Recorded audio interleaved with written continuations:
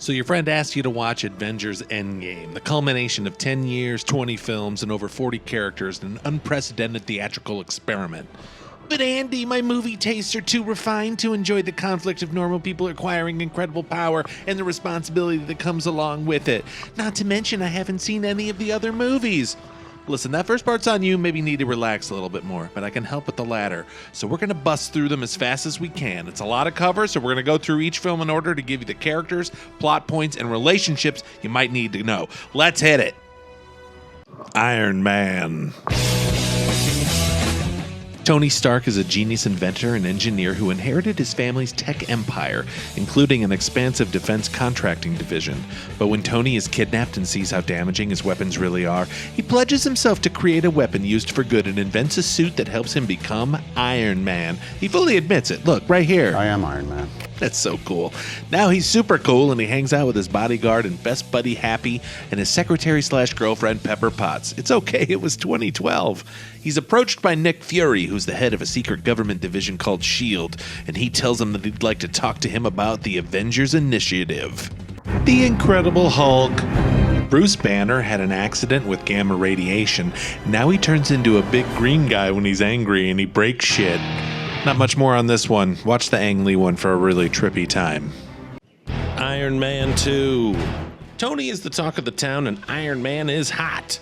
We get to meet James Rhodes, Tony's military buddy, who becomes the Iron Man clone War Machine. In this one, Tony fights a guy named Whiplash, Sam Rockwell dances like a motherfucker, and Scarlett Johansson is introduced as Natasha Romanoff, aka Black Widow, a special agent of S.H.I.E.L.D., and she fights people while looking hot. Thor. From the Shakespearean vision of Sir Kenneth Branagh, Thor tells a story of the god of thunder who is exiled from his home and more importantly from his best hammer friend Mjolnir by his father on charges of insubordination and arrogance. It was all rigged, I can tell you, all rigged. He ends up on Earth, hooks up with Natalie Portman, saves Earth, returns to the good graces of his father, and gets his hammer back. He also has a half-brother named Loki who is behind it all. He's a real troublemaker, and we think he dies at the end. He doesn't. Oh, and we also meet Clint Barton, a.k.a. Hawkeye. He's, no big deal. Just don't worry about him. Captain America, the first Avenger. Steve Rogers is a scrawny Brooklyn boy who wants nothing more than to go knock around some Nazis.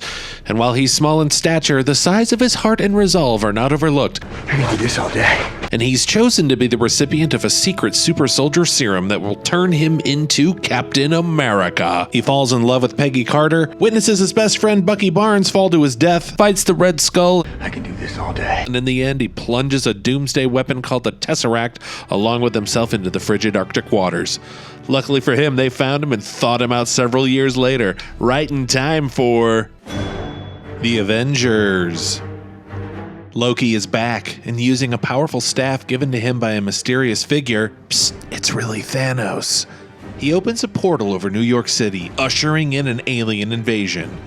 Our newly formed Avengers, Iron Man, Captain America, Thor, the Hulk, who looks a little like Mark Ruffalo now, Black Widow, and Hawkeye must put their differences aside and learn to fight together in order to stop the alien invasion. Now check out this heroic shot now, baby! They stop Loki after Tony flies through the portal with a nuclear warhead destroying the mothership. They save the day, and they enjoy some shawarma. Iron Man 3. Nothing really to see here. Tony realizes he doesn't really have to be Iron Man to be a hero, but he's Iron Man for like 5 more movies. Thor, the Dark World. This movie sucks. All you need to know is that Thor's girlfriend Jane is infected or whatever by this aether crap. Some dark elves are trying to get it, and Thor's mother Frigga is killed in an attempt to protect her. It's revealed that the aether is actually one of the fabled Infinity Stones. Ooh, they give it to the Collector for safekeeping. Captain America, Winter Soldier.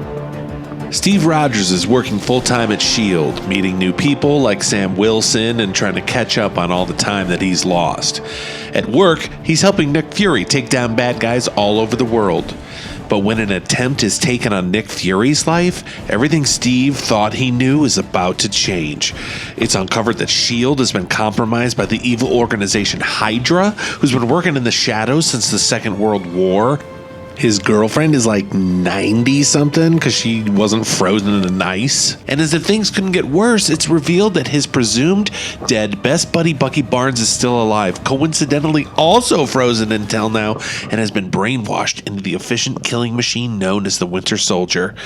It turns out that everyone in S.H.I.E.L.D. is crooked. Like, look, Steve's got to fight all these guys in an elevator. Look how many guys there are. And Steve's like, before we get started, does anyone want to get out? And he kicks all their asses. Good job. So now Steve's got to take down what's left of S.H.I.E.L.D. before Hydra takes over, all while Bucky's trying to fight him. Cap's not really fighting back because he wants to break like Bucky's conditioning. It's really sad. Sam shows up. He's got these cool wings. His name is Falcon now. They stop Hydra. Everything's over. Bucky and Cap eventually get separated, but then Bucky goes to check out Steve's museum exhibit and doesn't kill anyone, so we're assuming he's getting better. Guardians of the Galaxy Volume 1. Thanos is a single dad trying to balance the responsibility of systematically wiping out half of all life in the universe while raising his two daughters, Gamora and Nebula. He's decided that getting all the Infinity Stones will help him with his job so that he can spend more time at home, and he tasks Gamora to get one of them for him. In an act of defiance, Gamora instead gives the stone to Glenn Close. What a brat. The Avengers: Age of Ultron. The Avengers are really clicking as a team, but shit's getting weird, so Tony and Bruce create a superior AI that they hope will help them in identifying threats. But wouldn't you know it, it becomes a little too self-aware and deems that humans are the real threat, and this rogue AI goes and builds a robot body and takes on the identity of Ultron. He teams up with a pair of twins, Pietro and Wanda, who were manipulated with the staff containing our third Infinity Stone, giving Dimitri the gift of speed and Wanda telekinetic and psychic powers. She gives Tony a vision of a dismantled Avenger, and she sends Hulk into a rage where he destroys half the city. Ultron tries to use the stone to make another super robot, Vision, who actually comes to the conclusion that humans are worth saving. Ultron goes to Sokovia and tries to drop a city on the planet to cause an extinction event. He doesn't, he's stopped, but at the end the team is definitely shaken. Tony becomes obsessed with his visions. Hulk knows he's more trouble than help, so he blasts off on a little rocket, and Thor goes off because he's had visions of Ragnarok. Pietro is killed, and Wanda apologizes for helping Ultron, so she switches sides, and now Captain America and Natasha are left to form a new Avengers squad. Ant-Man! This is Scott Lang. He's a low-life bum criminal who meets Hank Pym, a super genius who has created a particle that can reduce the size of a man down to an ant, all while retaining the same strength of a man. So naturally, he becomes Ant-Man. He also falls in love with Hank's daughter, Hope. This movie is cute, but there's really nothing more to know than this movie introduces the quantum realm, a subatomic reality beneath our own that Scott can shrink down to and access. Captain America: Civil War.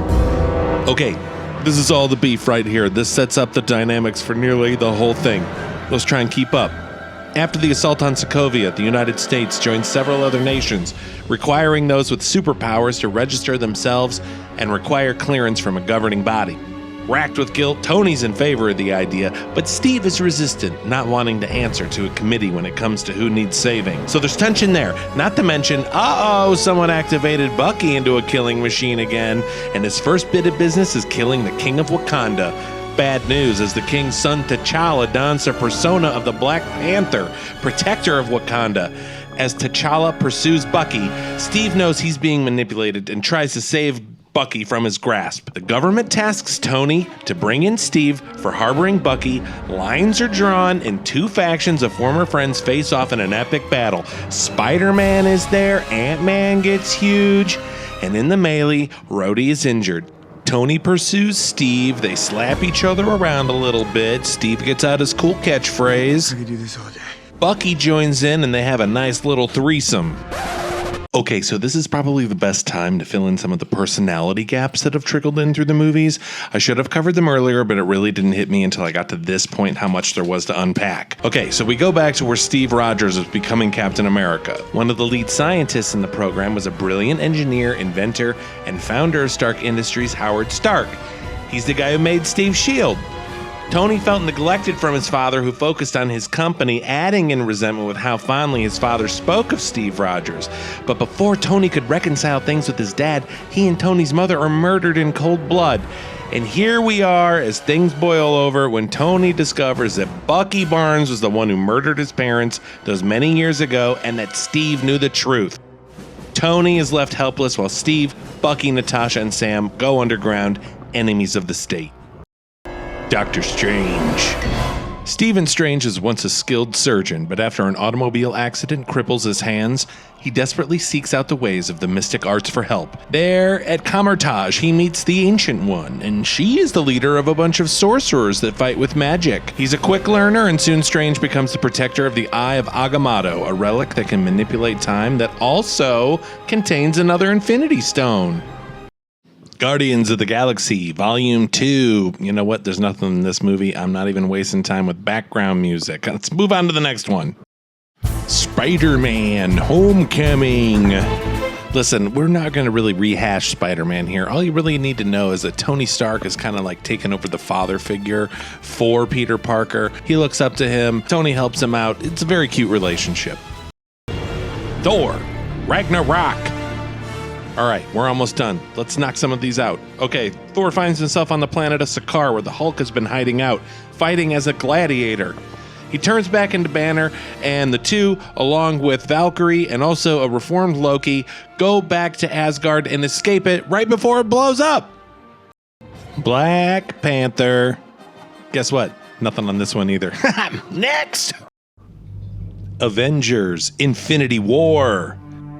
Thanos is convinced that the universe requires correcting, so he embarks on a quest to find all 6 Infinity Stones to complete his Infinity Gauntlet and make his dream of wiping out half of all life in the universe come true. The Avengers are scattered and unprepared for his multi-pronged assault, which results in our heroes being scattered across the galaxy. Sacrificing his own daughter Gamora in the process, Thanos eventually gets all the stones, and even a last-second attempt to stop him from Thor isn't enough. You should have gone for the head. Thanos snaps his fingers and that's it. Life randomly is dusted away and he's able to watch the sun rise on a grateful universe. Ant-Man and the Wasp. Okay, nothing really to see here. Mainly Hope now goes by Wasp. She's a hero. The only thing you really need to know is that Scott was in the quantum realm when everyone he knew who could get him out was dusted by Thanos, and he's stuck in there. Captain Marvel. We go back to the 90s where we meet Carol Danvers, a skilled pilot who becomes exposed to the radiation of an Infinity Stone, giving her nearly unlimited powers that include flying in space. She's like Superman on crack. She meets Nick Fury, they become friends, and he realizes that someday we might run into a power like Carol's. This gives him the idea for the Avengers Initiative. Returning to present day, before Nick Fury is dusted by Thanos, he's able to send a distress call to her, resulting in her returning to Earth and her introduction to the current Avenger team. All right, that's it. We made it. We're done. That's all of them. That should be everything you need to know before you watch Endgame. I hope I didn't miss anything too important. I hope you enjoy the movie, and thanks for watching.